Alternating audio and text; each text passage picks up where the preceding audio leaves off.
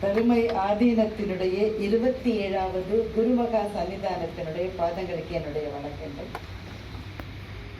என்ற ஸ்ரீமத் மௌன திருஞான சம்பந்த தம்பிரான் சுவாமிகள் அவர்களை அற்றுவிட்டு அமர்ந்திருக்கின்ற வணக்கத்துக்குரிய முனைவர் ஐயா கரு நாகராஜன் அவர்களே, பல்கலைக்கழகத்தினுடைய இணைவேந்தர் ஐயா அவர்களே, அரங்கத்திலே அமர்ந்திருக்கின்ற குருமகா சன்னிதானங்களே, தமிழக பேச்சாளர்களினுடைய ஆதர்சமாகவும் வழிகாட்டியாகவும் இருக்கிற தமிழறிவு மணியன் ஐயா அவர்களே, மேனாள் நீதிபதி ஐயா அவருடைய மோகன் ஐயா அவர்களே, இளைய தமிழ் சான்றோர் பெருமக்களே, அரங்கத்திலே இருக்கின்ற அன்பு சொந்தங்களே, அத்தனை பேருக்கும் என்னுடைய பணிவின் வணக்கங்கள்.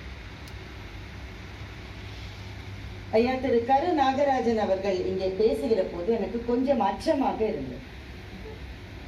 அவர்கள் செய்த பணிகளை எல்லாம் அவர் பட்டியலிட்ட போது, இத்தனை செம்மாந்த பணிகளை செய்த அவருக்கு விருது அளிக்கப்பட்ட இந்த மேடையில், இந்த பணிகளினுடைய ஆரம்ப படியிலே கூட நில்லாத எனக்கும் இந்த விருது அளிக்கப்பட்டிருக்கிறது என்று கொஞ்சம் எனக்கு அச்சமாக இருந்தது. பிறகு எனக்கு நானே சொல்லிக் கொண்டேன், அவருக்கு வழங்கப்பட்ட விருது அவர் ஆற்றிவிட்ட பணிகளுக்காக, எனக்கு வழங்கப்பட்டிருக்கிற விருது எனக்கு ஒரு நினைவூட்டலுக்காக, இன்னும் செய்யறதுக்கு நிறைய இருக்கு என்கின்ற ஒரு நினைவூட்டலுக்காக இந்த விருது எனக்கு மகா சன்னிதானத்தால் வழங்கப்பட்டது என்று நான் நினைத்துக் கொண்டேன்.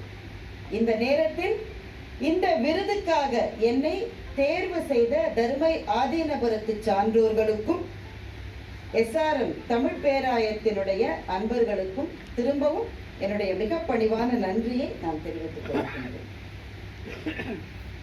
பெருமக்களே, பொதுவாகவே பட்டிமன்ற பேச்சாளராக நான் பெரும்பாலும் அறியப்பட்டிருக்கிறேன்.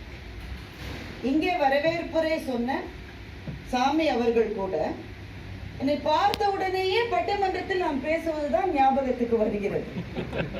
ஆனால் அங்கிருந்தே தான் ஆரம்பிக்க வேண்டும் என்று நினைக்கிறேன்.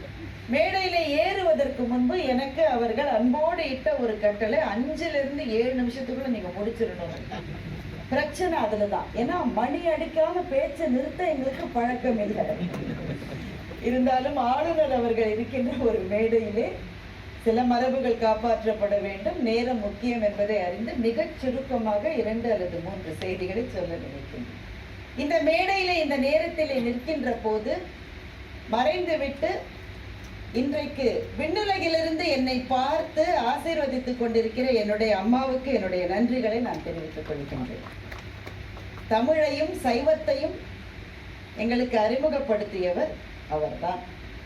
ஒரு 5 வயது பிள்ளையாக 6 வயது பிள்ளையாக நான் இருந்த போது, சோறு ஊட்டுகிற போது இளையான்குடிமாறனுடைய கதையைத்தான் எங்களுடைய அம்மா திரும்ப திரும்ப எங்களுக்கு சொல்லுவார்கள். எங்க அம்மா கதை சொல்லுகிற போதே அது ஒரு காட்சியினுடைய விரிவமைப்போடு கதை சொல்லுவது வழக்கம். அந்த திறமையிலிருந்து ஏதோ ஒரு சின்னஞ்சிறு